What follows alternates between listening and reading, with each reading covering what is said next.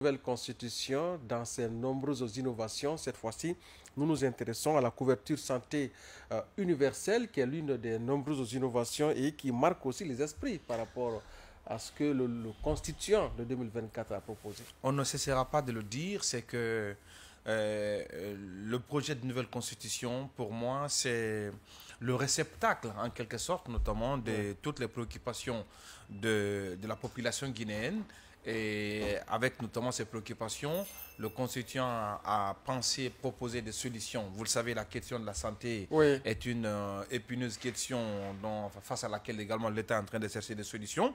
Donc je pense qu'avec cette grande innovation dans l'avant-projet de nouvelle constitution, je pense que cette solution pourrait jouer quand même un rôle très important dans la question également de l'amélioration des conditions de vie des populations. Alors, la couverture santé universelle Boubacar Koïla permet en quelque sorte notamment à tous les citoyens guinéens, quel que soit leur rang social, d'accéder à des services de santé de qualité. C'est ça l'esprit qui est derrière cette innovation. Maintenant, les explications, vous le savez, on va me dire que première précision qu'il faut apporter, c'est que couverture santé universelle n'est pas synonyme de gratuité de la santé. Oui, c'est la précision qu'il faut y apporter. C'est la précision qu'il faut apporter. Parce que c'est vrai que on va me dire que quel est l'avantage notamment d'une couverture santé universelle s'il n'y a pas de gratuité. L'explication, premièrement, il faut dire que la couverture santé universelle, c'est un mécanisme que l'État guinéen va mettre en place à travers d'abord la construction des services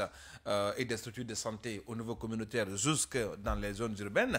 Mais l'État va trouver le mécanisme par lequel, que ce soit les fonctionnaires de l'État, mais aussi d'autres citoyens, de trouver des moyens à travers notamment des allocations sanitaires, c'est que vous participez à une hauteur qui va être définie dans la loi organique et du coup, quand vous êtes malade désormais, il y a la possibilité désormais de profiter, d'aller vers une structure de santé. D'abord, première exigence, il faut qu'il y ait de la représentation des services de l'État au niveau sanitaire dans toutes les contrées de la République de Guinée. Parce que vous le savez, aujourd'hui, quand quelqu'un est malade, par exemple, dans un village, il faut le transporter pour une autre localité. Donc, du coup, avec la couverture santé universelle, cette pratique va cesser. Maintenant, pour les citoyens simples, certains vont poser la question, comment est-ce que... Parce que pour les travailleurs, par exemple, les fonctionnaires qui sont dans les services de l'État, mais aussi ceux qui travaillent dans les entreprises, il y a la possibilité de prélever un petit pourcentage sur leur santé